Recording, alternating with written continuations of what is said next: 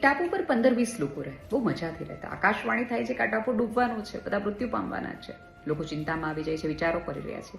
એવામાં એક વ્યક્તિ ચિંતા કરવાના બદલે હોડી બનાવવાનું શરૂ કરે છે, અને જે હોડી બનાવે છે એ વ્યક્તિનું નામ હોય છે પ્રેમ, કારણ કે પ્રેમ જ તારનાર છે.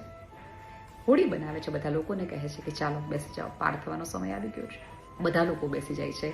પ્રેમ પાછું વળીને જુએ છે કે કોઈ રહી તો નથી જતું ને, કારણ કે પ્રેમની નિશાની છે સંભાળ લેવી. જોવે છે કે એક વ્યક્તિ છે એ આવતું નથી. બધા લોકો હોડીમાંથી રાડો પાડે છે કે બહુ જ મોટું તોફાન છે, તો ડૂબી જઈશ, તો મૃત્યુ પામીશ.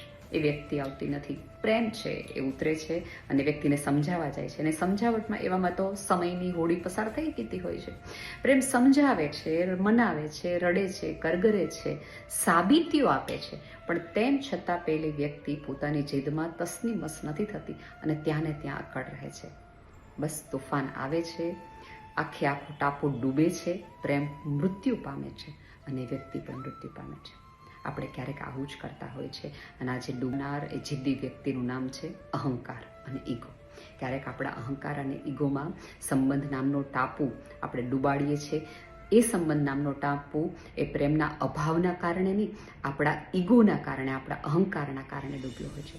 એક વસ્તુ યાદ રાખો, એકબીજાની સામે જીતવા કરતાં આપણે એકબીજાની સાથે જીવવાનું પસંદ કરવું જોઈએ. એકબીજાની કદર કરતા રહો, સમજતા રહો, પણ પ્રેમ કરતા રહો, કાયમ હસતા રહો.